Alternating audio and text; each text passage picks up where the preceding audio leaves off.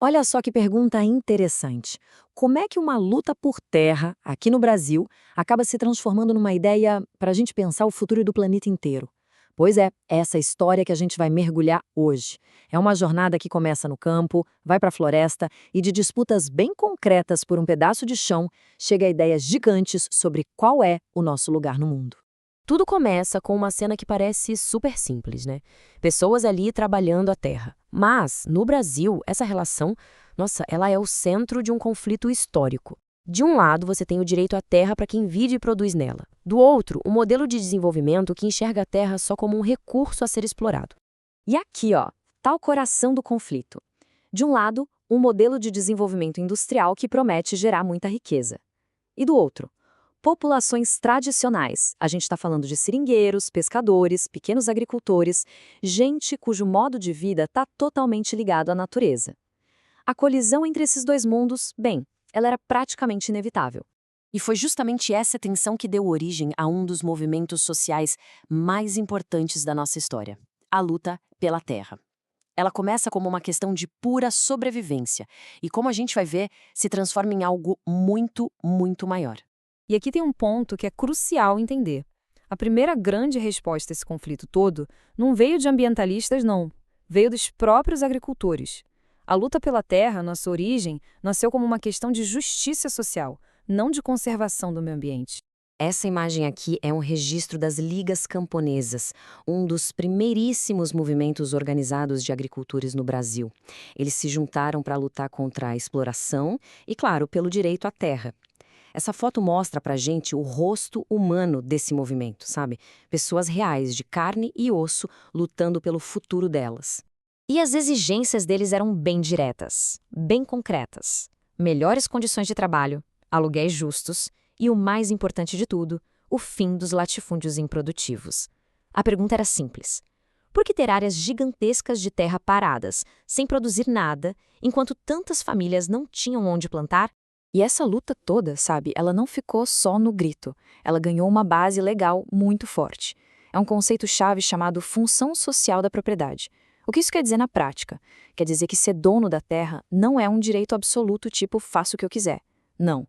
A propriedade precisa trazer um benefício para a sociedade. Tem que preservar os recursos naturais e, claro, respeitar as leis trabalhistas. Isso, gente, deu uma outra dimensão, uma outra força para a luta desses agricultores. Mas aí, a partir dos anos 80, alguma coisa começa a mudar. Aquela luta que era pela terra começa a se transformar em algo maior. A pergunta que guia a próxima parte da nossa análise é exatamente essa.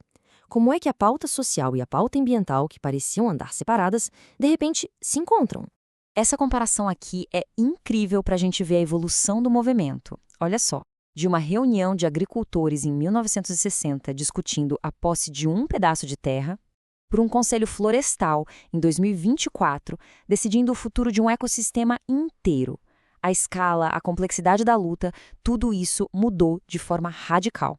Esse processo tem até um nome: ambientalização dos movimentos sociais. Foi o momento em que, sabe, a ficha caiu.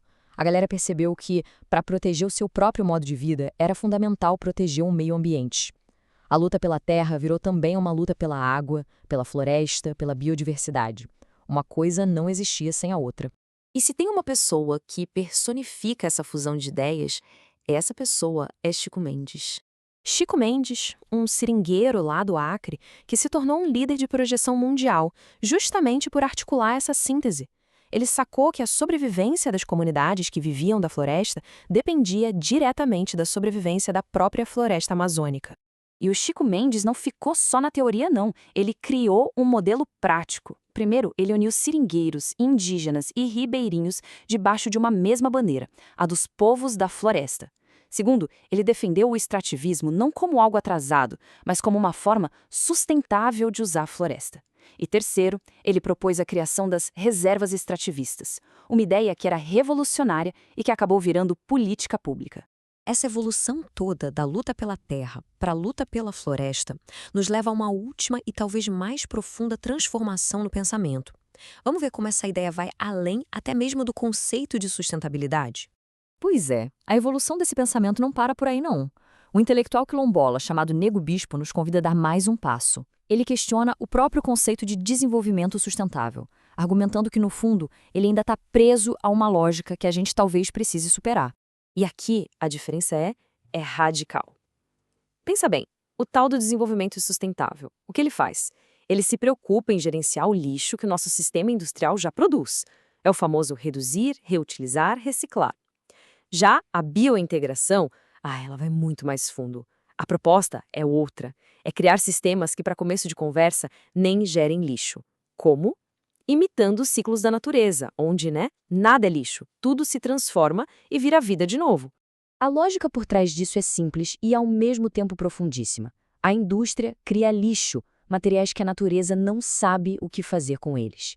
Já na natureza, a ideia de lixo simplesmente não existe. O que morre vira alimento para o que vive, num ciclo que nunca acaba, um ciclo de renovação. É essa sabedoria ancestral que a biointegração busca. E assim, o que começou com uma luta por um pedacinho de terra no interior do Brasil se transforma numa questão para todos nós, no mundo inteiro. O futuro está em sustentar o nosso atual modelo de desenvolvimento, tentando consertar os estragos?